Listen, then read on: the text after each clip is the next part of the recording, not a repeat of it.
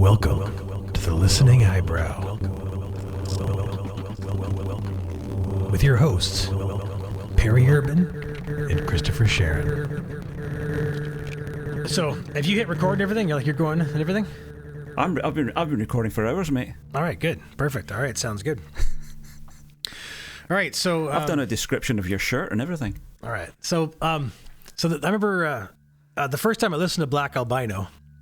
I think it's albino. I'm not sure if it's albino. I've never actually heard it pronounced, so I really have no idea what the title is. But the first time I heard it was I was on a trip to Manitoulin Island, which happens to be the largest freshwater or inland island in the world. And it's kind of like this weird, mystical native place. A lot of native Canadians live there. And one of the favored ways to get there is to take the Chichimon ferry. And the Chichimon's named after... Actually, I don't know what it's named after. It's obviously a native... Well, I don't know if it's obvious. Does Chichimon sound native to you? I'm not sure if that's an obvious thing to you, Perry. It does. It doesn't sound... I've never heard those words before. Okay, well, yeah. So Chichimon is a very Native American kind of mouth noise. But so I was riding the Chichimon to Manitoulin Island, and there was this like overwhelming urge to listen to some music I haven't heard before. And I always keep music on hand in mind to listen to, because I'm obsessed with listening to new music. It's just, I like to find the right moment to listen to something I've never heard before. And this was one of those moments. And I put on Bacteria Cult by John Cata and Mike Patton. And that's their second album. I don't know if they're gonna make another one or not. That's the only one they haven't made any since. And this is the second song, I'm pretty sure, on the album. And the first song is really good. Every song on the album is excellent. I highly recommend the album. But that song, there was just something out of place about it. Because like John Cata, he's from Norway. Mike Patton's American, from California. Mike Patton's known to be like an alternative rock guy, whereas John Cata is like a film composer, score kind of guy, and he also he does pop music and whatnot. We will listen to some all shapes and forms of Cata, I'm sure. And so yeah, these two guys they kind of come from two different worlds, and this song doesn't sound like either one of those worlds to me. It's it sounds disjointed and it sounds kind of like Spanish. But it isn't. It's, I don't know. And I'm also, I wanted to play these guys first too, in my mind, because John Cata and Mike Patton were the first guys to get back to me to say, yeah, play our music on the Eyebrow. Oh, right, good for them. Good for them. They deserve a place then. Oh, absolutely.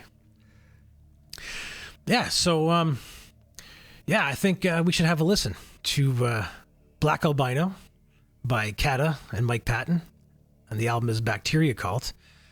And I really think this is one of those songs that requires that careful attention that we love and what we like to talk about.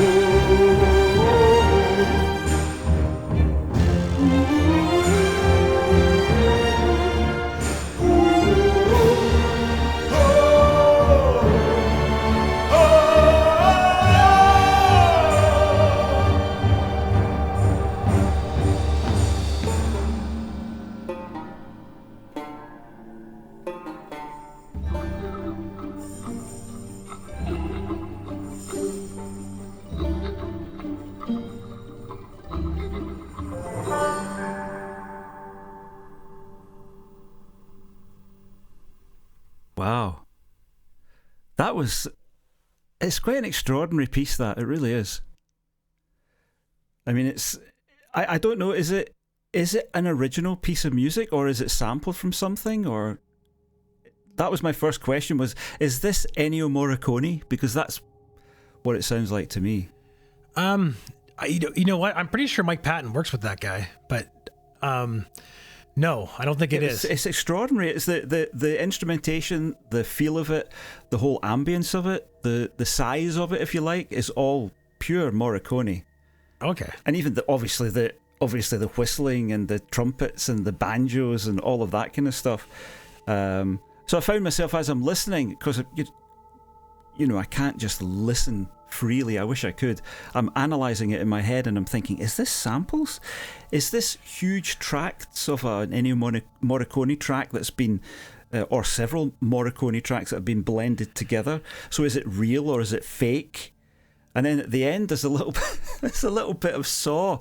Do you spot that at the end? The sort of high-pitched, sort of almost theremin-esque kind of thing at the end, which is just...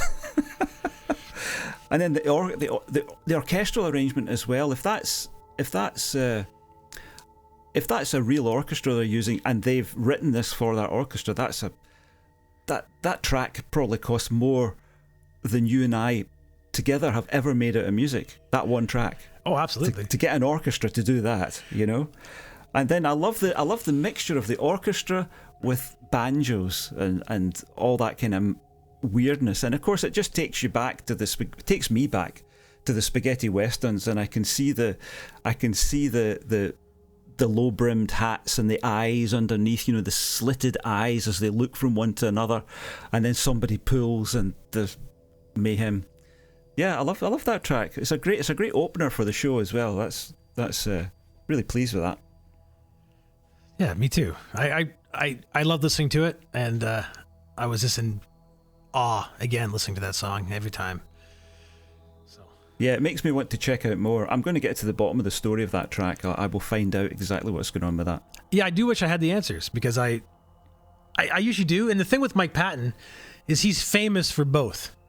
So he is the master of samples, but he also has, not only is he work with Kata, who I'm pretty sure does work with an orchestra, or at least a group of musicians that can play all those instruments and maybe multi-tracks them.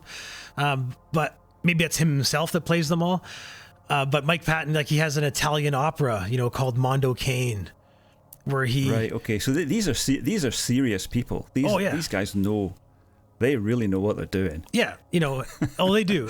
And Mike Patton's been everywhere. Like, he's the lead singer of a band that's been on top of the Billboard charts, you know, and he's also... Right. He also writes music that sounds like people farting. You know, he does it all. Sounds like our kind of guy. Yeah, exactly that.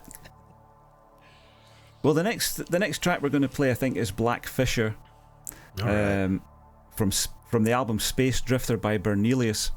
And I first came across this quite a long time ago when I first started discovering the delights of Bandcamp. And most of the music that we play on the show will come from Bandcamp. That's our intention at the moment anyway. And this was one of the first albums I ever heard where I thought, do you know what? There's stuff on Bandcamp that's just as good as anything else anywhere by anybody. I mean, I don't care who you put up against some of the stuff on Bandcamp. It'll hold its own. There's some amazing musicians on there. And this is a guy he says he's from Norway, but I think he's American, so I don't know whether he is actually from Norway or he's playing a trick on us or whatever. And when I asked him about this track in particular, when we were getting clearance to play it, I said, I'd love to know the story of Black Fisher. And he said he was writing the album Space Drifter when he worked in a bar, and he was just from behind the counter, he was observing the drunken debauchery that goes on, and that's what inspired the song Black Fisher. And I just think it's a wonderful song. It's got a lot of the kind of tropes of rock, but it's also got jazz in it too. So I think you'll hear that as we play it. I don't know very much more about Bernelius. I don't think that's his real name, so I can't really tell you chapter and verse about the guy, but let's just listen to Black Fisher, and that will give us an insight that no words could ever provide.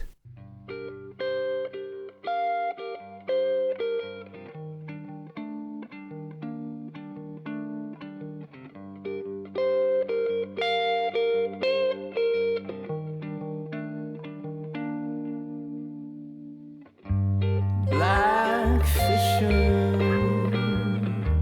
consume them all. I know now.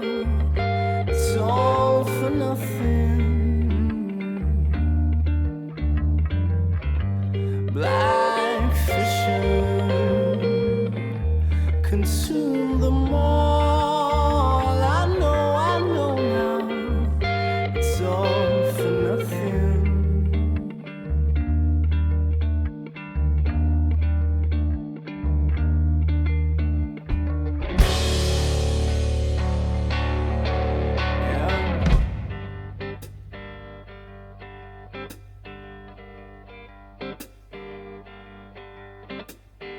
I think I've seen you before.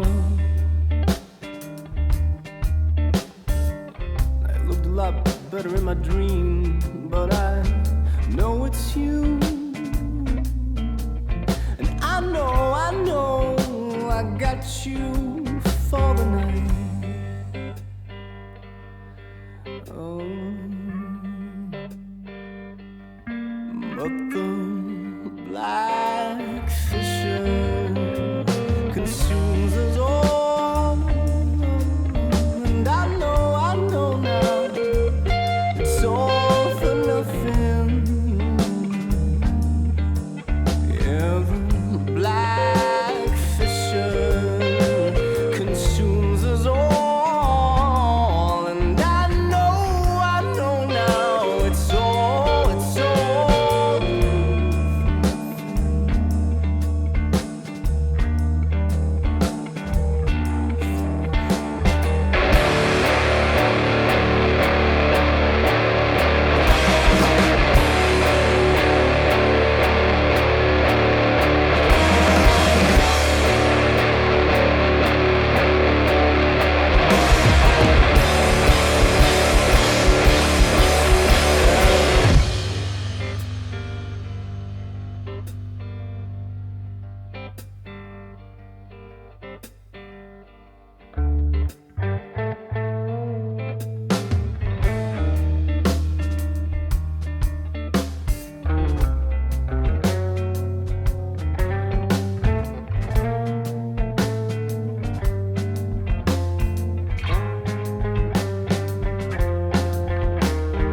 I've seen it all before.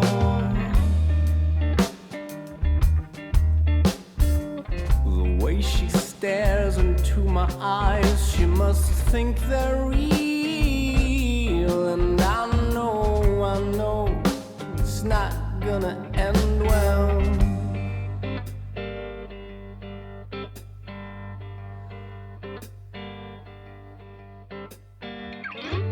Black Fisher consume them all. I know now. It's all for nothing. May the Black Fisher consume us all. I know now. It's all.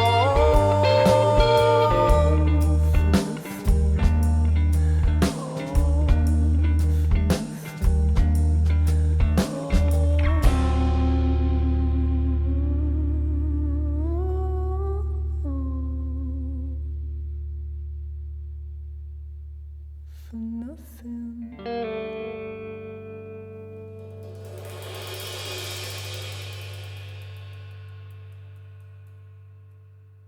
Black Fisher. Oh man, that's a good tune. That really is a good tune. Actually, the first couple times I listened to it on speakers in my bedroom. I was actually holding my baby and I was kind of leveling away. And this time it was a completely different mood for me because I was in my zone listening to it. And I really I don't know. I really dug it. The understated guitar. That just, I don't know. It's the guitar is the main instrument, but yet it doesn't seem to be important. You know, it's really weird. I don't know what it is about it, and I love it. And I love how the dynamics of it and how he's playful with it. And it's clean, but it's not. He's right on the edge of breakup. You know, and just the teases, like the sludgy, fuzzy little teases. You know, you could tell he's just bursting at the seams almost. You know, but doesn't let it happen. You know, I just love that the fuzz there. Like it jumps in around a minute there where it had like a little, you know, and you feel like it's going to go somewhere, but he pulls it right back. And the mood changes. Like it's not the same song after that, you know, but it doesn't do what you think it's going to do.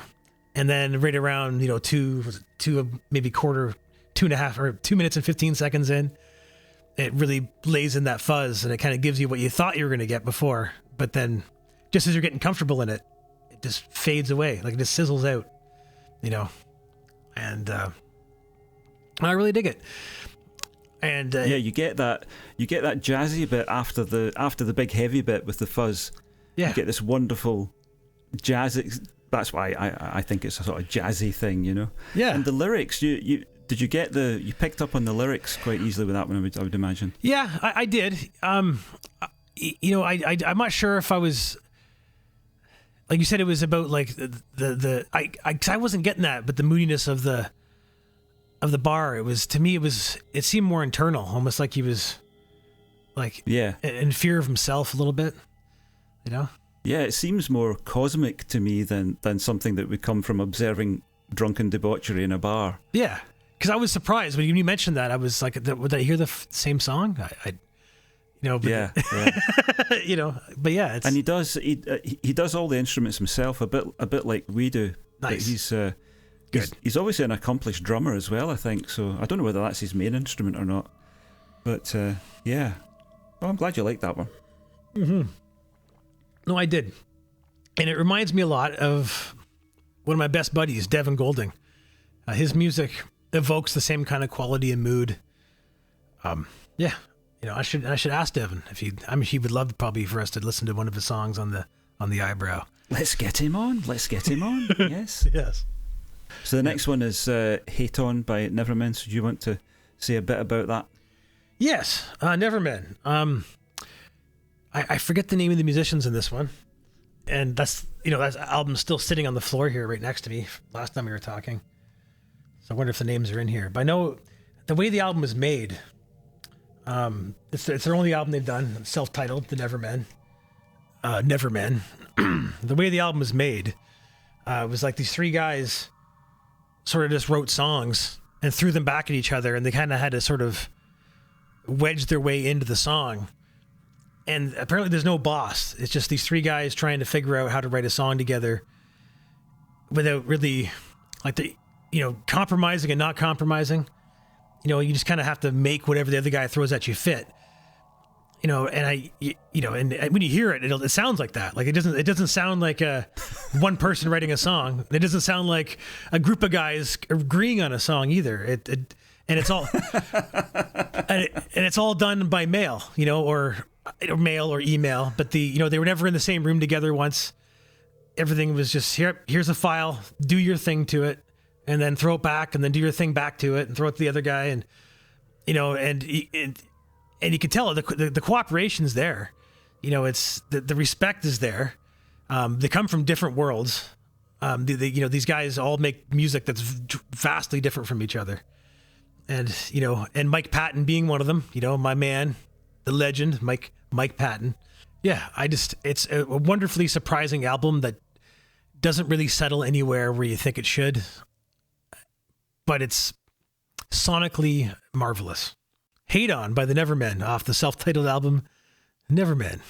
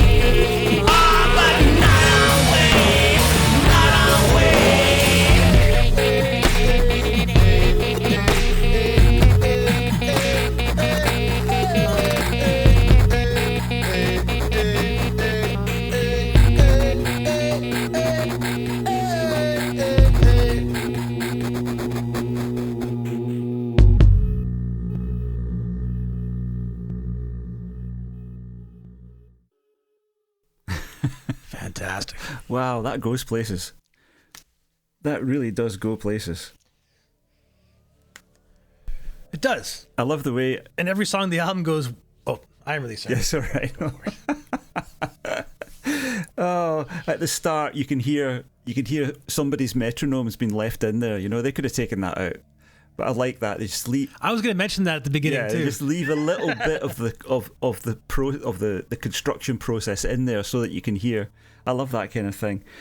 And there's also what sounds like a microwave ping. I don't know if it is, but you know, you get the impression that there could be a lot of in-jokes for these guys. You know, that they've talked by emails, and there's lots of things in there. Well, I put in a microwave ping for you or something like that. I don't know, but it doesn't matter what it is. What matters is that there's so much detail.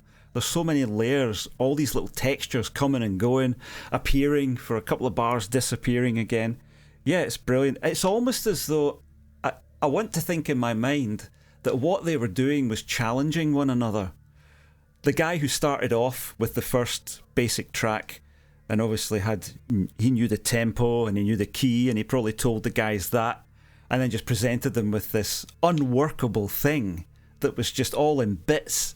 And there was a bit here and a bit there, and this was and it didn't make any sense at all. And the second guy rolled his sleeves up. Right, okay, I know this is impossible to work with, but I'm going to do a whole bunch more impossible parts on this and fling it to the third guy. And it just went round and round like that until they ended up with this miasmic kind of sort of thing that pulls in all these different directions. It never settles. You've got beatboxing. I think it's beatboxing. You've got a real drum kit. You've got an electronic drum kit.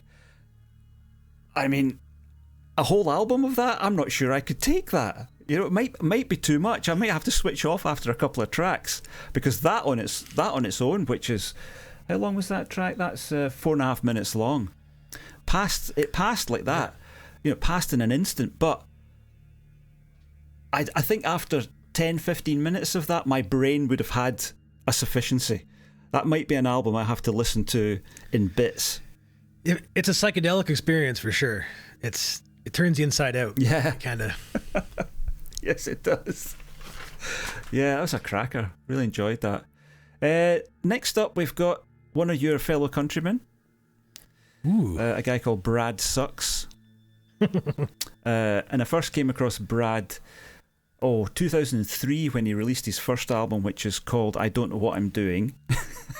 It's a wonderfully sort of self-effacing way of putting it, because it was quite clear when you listen to the album that he maybe didn't know what he was doing, but the result was okay. In fact, the result was brilliant. I used to do reviews for a website called headfi.com. It was all about headphones and things, and they did music reviews as well. So the idea was, you know, does this sound good on headphones, kind of thing. And this was one of the first ones that I reviewed back in 2003 when the internet was still a baby. And, you know, everybody got very excited about music on the internet. And he made his album available for free, I think. He made the stems available so anybody could remix it. So there's a lot of remixes out there if you care to go and look. And Brad just seems like one of these really sort of creative people who's not very prolific. You know, you and I are the opposite, probably. Quite a lot of musicians, the opposite. We producing music all the time. Brad takes his time and produces an album I think on average every 6 or 7 years, something like that. So I think he's got 4 out now. But the track I'm going to play next is Fun Guy, which is I'm just bringing it up here. It's from the album A New Low in Hi-Fi. Another typically self-effacing sort of title from Brad. I just love everything this guy does, and I had to put one of his tracks in, so this is the one I chose. So this is Fun Guy by Brad Sucks from A New Low in Hi-Fi.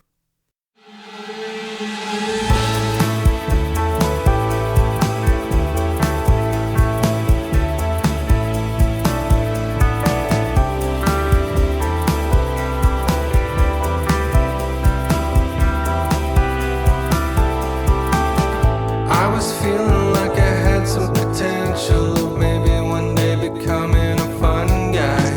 I could see myself going from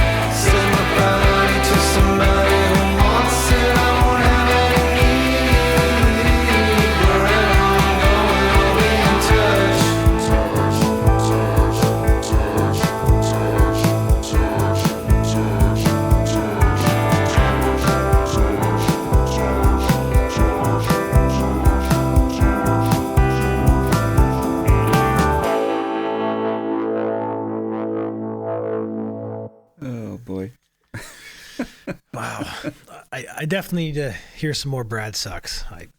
Big fan already. I don't know. I just a wonderful. Well, I love the fact he's Canadian. I love that. Just on principle, I guess. Patriotic or whatnot. But I love lo-fi pop. I'm a huge fan of the Flaming Lips. And King Gizzard. And psychedelic porn crumpets. These guys that know how to whip up these beautiful, lush sounds almost out of like amateur type of approaches. It seems like, and of course.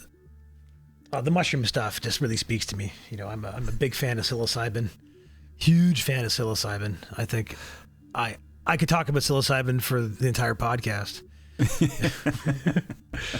So it's and I like the way he approaches it in a way that because it's very interdimensional right off the bat. It doesn't come at you with a conventional sense. It's its own thing.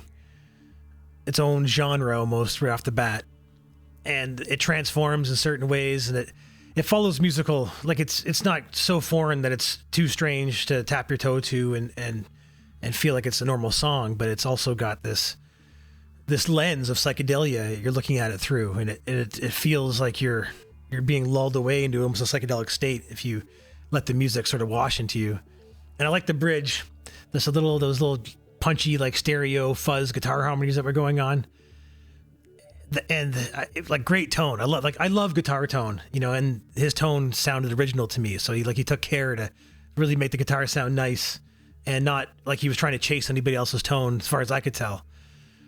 And then it kind of went into that spacey. I almost interpreted it as an ego death experience. He's going there's that thing about psychedelics, where.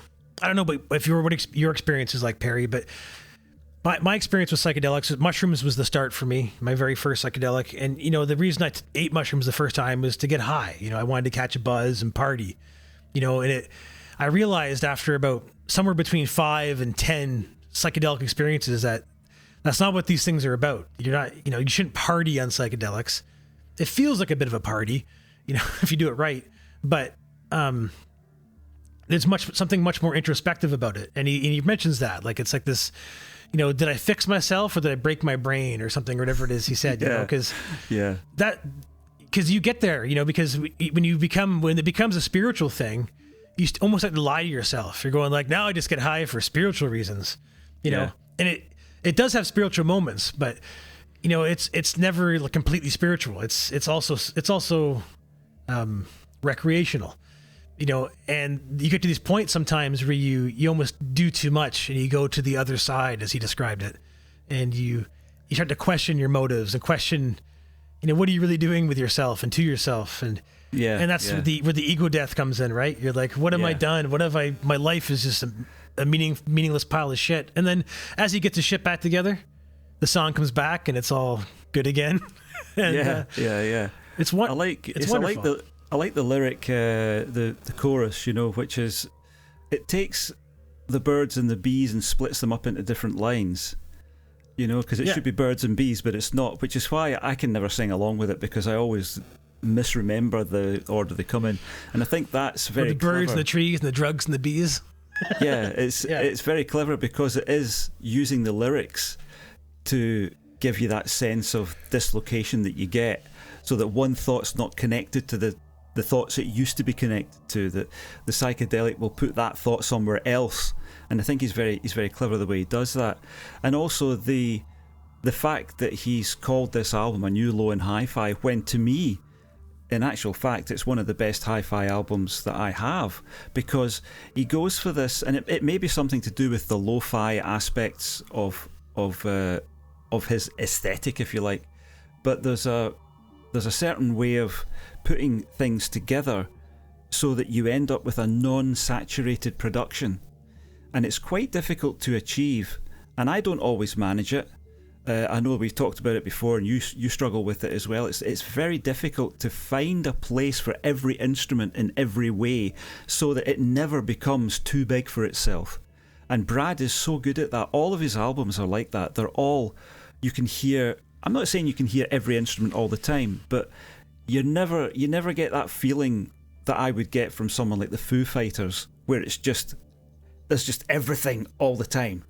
There's spaces in there for things to move, and yeah, I think he's really good at that. And when you combine that production technique with his lyrical chops, which are quite clever, and then the subject matter and the music, the way he plays it, I think he's on to something.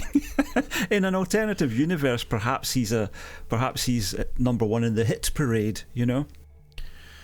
Well, I could see that. Like, you know, he's probably too weird for the masses, but I think I'm planning on listening to a lot more Brad Sucks. You know? Yeah, it'll be fun. You'll enjoy that. I know I will. Right. And the self-deprecation. Sorry, no, okay, go on. I was just saying the self-deprecation reminds me of Primus, because that was their catchphrase for years, was Primus sucks.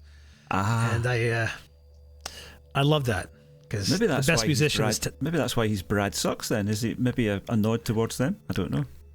Wouldn't surprise me. You know, I'm sure he's a fan. We all are. So this is a band that I guess I got the impression these guys were kind of big in the underground hardcore metal scene before I caught up with them. Like, this song was the first song I heard by them, and apparently it was a moment, like it was after a 10-year gap of no work, and they had come back and they're approaching their sound completely differently. Like, there's no screaming vocals or growled vocals like this guy tends to do. It's all clean vocals, or as clean as this guy is known for. And the music it's aggressive. I've described it as like razor blades, or like it's machinery. It's industrial. It reminds me of Nine Inch Nails a little bit. But it's not anything like Nine Inch Nails. It reminds me of like Meshuggah a little bit, but it's too sloppy and punk rock to be Meshuggah. And there's like a darkness to it, and the song's funny, but like not like in a like laugh out loud funny way. It's kind of like the lyrics are poking fun. Like the song tells you in it, like, don't pay attention to this. Like, I'm just as lost and broken as the most broken asshole who's looking for help, and yet you still ask me for advice, and I'm going to give it to you, but don't listen to it. You know. And I this is a band that as soon as I heard it, it became like my favorite song, like, for a little while. And this song, like, when this album came out, I declared it the best album of the year when it came out, and I showed it to all my friends, and they got angry at me, you know, because it was unsettling and they didn't know what was wrong with me. I played it on my radio show, and everybody that listened complained about it, except for my dad. My dad called me and said, "What was that song? By who? Like, I want to listen to that again." And then, so because of that, they happen to be cool though. Oh, he is definitely cool. And he said to me, he said to me, if they come around and they play a show in Toronto, like, I want to go with you. Oh, right. So, and it was like a week or two later, I got an email from probably Ipecac Records, saying that they were going to be in Toronto. So we got tickets, we went to see them, and it's a very tiny little venue called Lee's Palace, and there's no seats, but there was a couple bar stools, and we managed to get our hands on them and put them in the best place in the venue you could possibly sit and watch the show. And they were explosive. It was debaucherous and gross. It was sticky and dripping, and there was like saliva and snot and hands and fingers going into orifices they shouldn't be going into.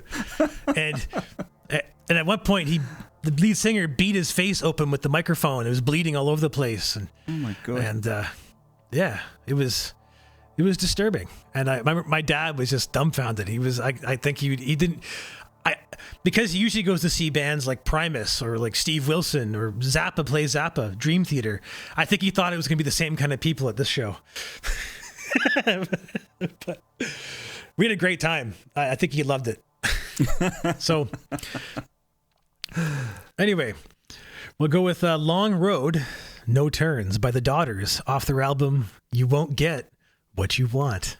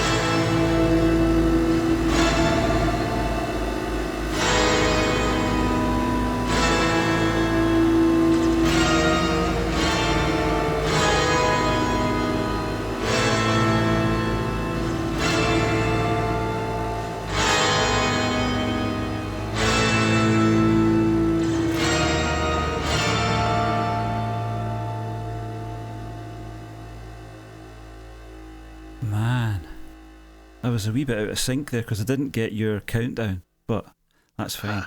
I had the experience. Oh shit! I spoke into the wrong microphone for the countdown. I'm really sorry. Don't worry. Technical hitch, folks. That was. Yeah, it reminded me. Everything reminds me of something. It reminded me of a track called, I think it's called 24-track Loop from the first This Heat album. Have you ever heard that album? The yellow and blue one. It was it was a sort of it was an underground album in the wake of the sort of the Ultravox Vienna kind of era. It was there was a movement in, I don't even know what it would be called. It wasn't, what would it be called? I'm blanking on that, but it would include Cabaret Voltaire, Throbbing Gristle, and This Heat were one of them. There was a band called Metabolist that I quite liked, and it reminds me of that. It's that kind of relentless kind of boomf, boomf, boomf, and the pitch shifting on the backing. Is that deliberately microtonal, do you think, or is it some kind of effect, or quite what are they doing there? I'm not sure. I can't even tell you what the instrumentation is there.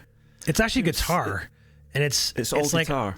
And I don't know what they're doing to the guitars to make them do that. Like it's like they got custom made effects, you know. And there is also a. Do you think is it a loop or is it played live? When I saw them live, they played it and it sounded a lot like how it is there. And wow. in the first music video I saw them doing it was them. It was like them playing like in a studio or somewhere in a basement. Right. You know, so I'm not sure. I really don't know the source of the tracks. There is a girl on stage that plays a very minimal synthesizer, but it's usually mostly just like lots of deep bass tones, as far as I could tell. And but there's some spots in the album where you're gonna be like, oh yeah, that's definitely synthesizer, but like that clangy, like that was all guitar. And there was like, and both guitars, there's two guitar players, and they're playing in stereo, and they're like kind of alternating with each other, you know. And then it goes off. The one guy continues on with it. The other one starts to do like this thing with like his Eyebrow, or I'm not sure what he was doing, you know. And he starts to elevate it into this weird place, and it sounds almost like an old haunted organ or something, you know.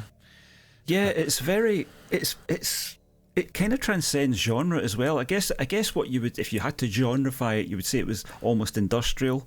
It's that kind. It's got that kind of edge to it that some of the more experimental Faust stuff had when they reformed and started doing industrial type stuff with angle grinders and all that kind of thing. But this is much more tuneful. But that slipping of the pitch is, I've not heard that before.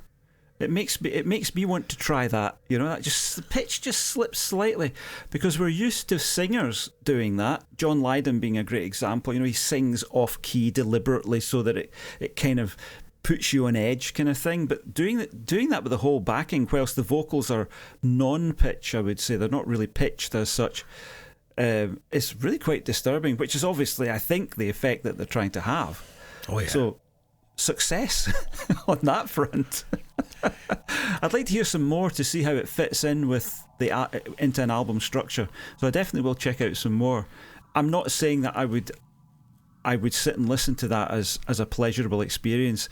It is more of an experience rather than a listening experience for me. That sort of stuff. I could do that. But I would have it in my collection. It's just it would have a warning sticker on it probably. Yeah, well, even the album cover is like it looks like a disembodied face. You know, it looks cold and uninviting. Yeah. You know, long. You know, You Won't Get What You Want is the name of the album. It's a testimony to the songs, the experience, and what they're talking about all in one, I think. You know, and it's, you know, so yeah, I get that. And you know what? There's not a song on the album that sounds anything like that song, but they all belong together. Yeah, like they're all drastically different. And that makes it more interesting, I think. Yeah, and it's one of those albums that you get 3 or 4 songs into it and you're going like, the level, the caliber of this stuff it's surprising how every song just keeps, you know, surprising you and taking you into a new direction, and it doesn't let up. You know, it doesn't, you know, it's not necessarily it's not the darkest song on the album. It's the single. It's the pop song of the album, that song. Wow. Yeah. Yeah, well that does sound intriguing. We're gonna finish this show with a song called Howl from Joanna Lero. from the album Rupture. This album took a long time for Joanna to make, and I know that she's another one of these, like Brad Sucks, I suppose, one of these people who is really seems to spend a lot of time, or take a lot of time with each track.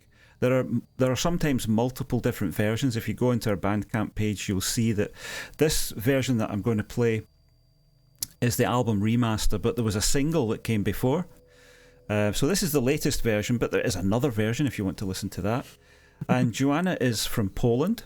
I think still living in London, I'm not sure. I think she plays all the instruments on this herself. And I've been friends with Joanna for, my God, more than 10 years probably. When I say friends, you know, we corresponded about music and things like that. And for me, she's got one of the best female voices I've ever heard. And I guess that's a matter of taste, because everybody will have their own favourite voice style that they like. But this reminds me quite a lot of Nico. The very first album I ever bought was The End by Nico, which I loved. I loved that voice, just that the mystery of her voice is incredible, and I think Joanna's got a lot of that. So we'll listen to that now. So this is Howl, the album remaster by Joanna Lero from the album Rupture, available on Bandcamp.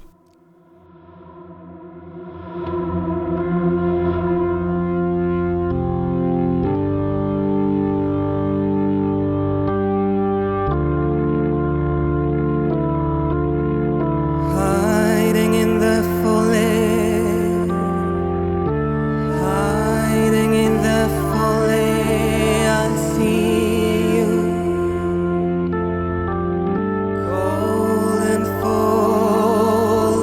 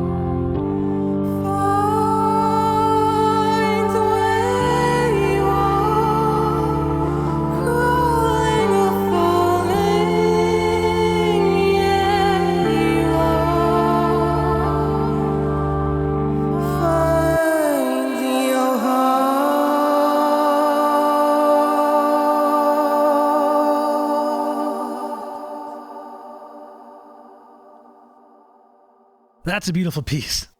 I'm having a hell of a time figuring out what she's singing about. And every time I listen to it, I pick up a few more, but it seems very cryptic and there's a lot of imagery going on, I think, and that it's not being very poignant with the statement, But or maybe I'm wrong entirely, but I do find it beautiful. I love the understated, almost muted, or kind of like the high end is kind of rounded off. The percussion that's coming in, it's got like that kind of like Icelandic Viking style percussion to it. And I dig the organs. I can't tell if it's a Hammond organ or what kind of organ that is, but it's it could be a VST. I don't know, but it sounds great. I love how the organs, they're so good at expressing something musical, but it also has like a delicacy to it because like the notes don't come in slowly and they die off just as fast as they come in, and it has like a kind of clunkiness to it. But I don't know. It's used very well there, and very quickly the organ, you get lost. It just kind of just disappears into the mix, and it becomes all about her multi-timbral vocals and string section that are all kind of wound together, like almost picture it being like a hair weave, and it's all it's all one piece, but it's all made of multiple things, and it's wonderful. I'd love to hear what you think, or what the lyrics to be about, or how you interpret the content. Well, Joanna's Polish, so when she writes lyrics, she writes them in English with a Polish perspective, if you like. So I have read the lyrics, but my memory isn't good enough to tell you what they're about. When I'm listening to Joanna's stuff, it's really about the quality of her voice, and a bit the same way I would listen to Liz Fraser of the Cocteau Twins. Liz Fraser quite often doesn't sing in words, she sings in sounds. Okay. And she varies those sounds, I think, every time she performs the piece. So it's just about the sounds, and that's the way I treat Joanna's vocals. I don't worry too much about what she's saying. I just love the timbre of it, and the way that it just, there's something. I was listening to that, goosebumps all over my arms. It's every time, and I've listened to that track 100 times, and it never ceases to have that effect on me. And a lot of her stuff is like that. This is the one that I thought was probably the best produced of what she's done, because she started off, when I first knew her, she started off as someone that didn't really know very much about music production, and she got a friend of mine called Will Gell, who's also got stuff up in Bandcamp. She got him to do a lot of production, and he was a work colleague of mine, and he would come into the canteen and say, Joanna sent me this stuff and I'm trying to do this with it, I'm trying to do that with it, and I would give him bits of advice and stuff, being the slightly older sort of mentor type thing, and then that would feed back to Joanna. So that's how I got to know Joanna. But I think she's really become quite accomplished now with a track like that. I feel as though you could put that up against any commercially produced music anywhere, and it would stand on its own 2 feet. I think so. She's done a fantastic job in learning it all, and the arrangement in that piece is quite complex with all the voices and the little bits of instrumentation. It's absolutely wonderful. I love it. I agree.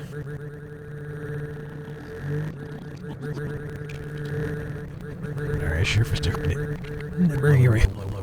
Sorry. Are behind the silver.